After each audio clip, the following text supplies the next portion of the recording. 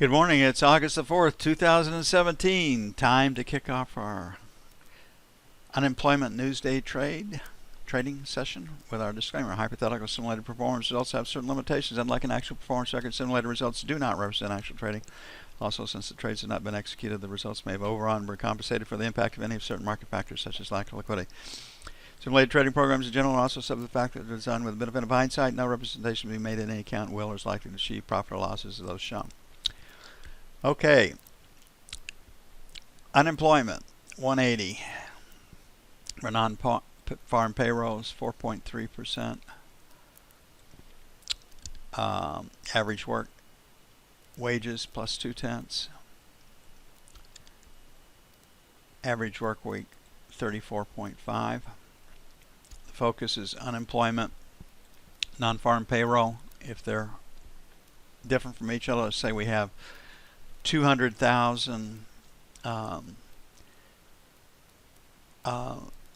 payroll number and a 4.5 unemployment rate. The first move off the non-farm payroll number would be lower. Then the 4.5 would come in, and that will yield a whipsaw. And a whipsaw negates our newsday trading strategy. The newsday trading strategy, and let's say the first move is down. This is where the news hits. Value area high, mode mean, value area low. Limit sell against the mode mean almost always gets you in. Limit sell against the value area high can get you in. Market's moving quickly. These numbers, the mode, the mean, will move quickly.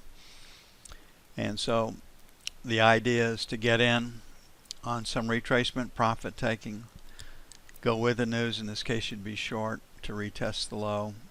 If that low holds, you get out. And normally what happens is the market will move, come back up and find where the seller is in this case, or resistance, come back down and test the low, and if it holds, it moves into development. And this is where you take on a scalping strategy. And on the 10-year, it's plus or minus 3/30 seconds above or below development. On the 30-year, it's plus or minus 6, sometimes 8/30 seconds on either side of it. So that's a way that you can prosper on a day like this and not stick your neck out before the news. But this strategy, if there is a whipsaw, like we come down and then we come up and then we're right back in the middle, this strategy is no longer valid. Without news, 12 to 16, sell 1. 19 to 23, sell 2. Without news, 4 to 8, buy 1. 29 to 01, buy 2. Looking at the 30-year,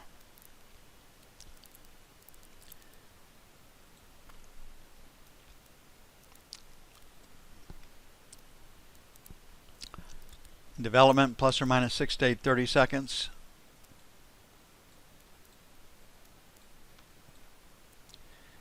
On a scoop order, on a 10-year, you can put fade orders 16 to 20 ticks away. I have seen the bond move a 1.5, but usually 24 to 32 ticks away. If you want to fade it and do what you've learned not to do, get in the way of directional move, those are pretty safe places to have an order. Okay, right now, 55 even, 55.04. Number 1, 7 to 11, sell 1. 19 to 23, sell 2. On the buy side, 24.28. This is without news. 17 to 21, buy 1. 5 to 9, buy 2. Looking at gold.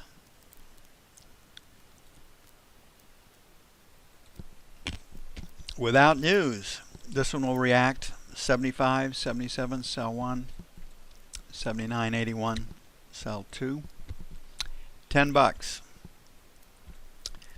Plus or minus where the news hit almost always will contain it. I've seen $20 moves. So if you really just don't want to stick your neck out there, plus or minus 20 bucks as the news hits. 70.72 by 1. 65.67 by 2.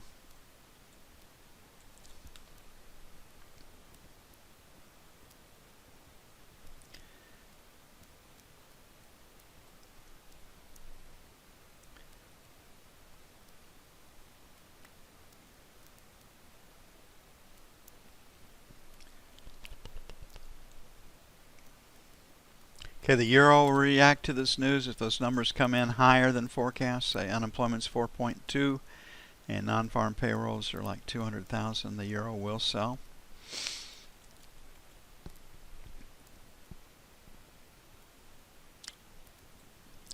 Right now we have a seller 9.15 to 25. Market has rejected prices over 25 right here. You can see that on the euro. Without news, you'd be selling 15s to 25s, 40 to 50. I think we're going for stops above 120 without news right here.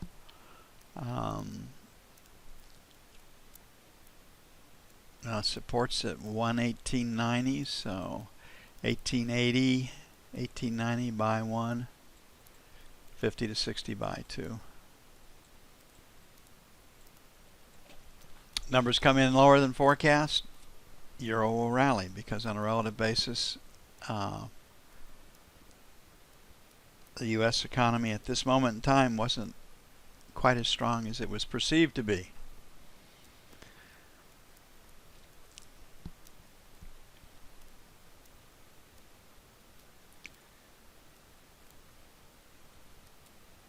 Okay, crude oil is pretty much immune to these numbers. It doesn't really react to them. If better than forecast, crude oil should trade higher. If worse than forecast, it should trade lower, based on fundamentals, but we know how those work and don't work. So we got a buyer at 48.50. Last night we had a 48.50 to 75 buy. The low is right at 48.50. We were hoping to sell 49s, 49.25s. We touched that in Asia, so our research after the market caught both sides of the market for those of you that trade those hours.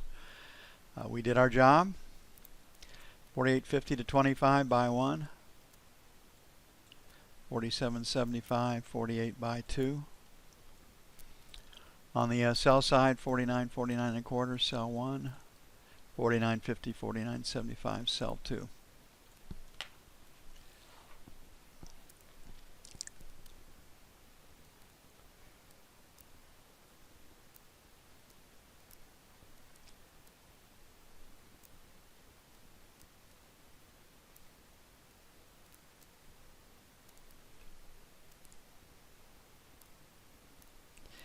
The E-mini. The numbers if as forecast, 180 non-farm payrolls, 4.3 unemployment is fundamentally supportive for the stock market. Market's playing like we're going to get good numbers. 2,500 is within reach. The Dow's been over 22,000 a couple of times. The up move comes first in the Dow. That's where the cowards are. You cannot be fired by having Dow stocks in your portfolio. You can be fired for having the wrong NASDAQ stocks in your portfolio. So we're at 75 right now. 79.81 without news. Sell 1. 84, 86, sell 2. Usually plus or minus 10 points. Fade orders on the E-mini works out pretty well. Very rarely does it go above that. Obviously you want to trade with the news.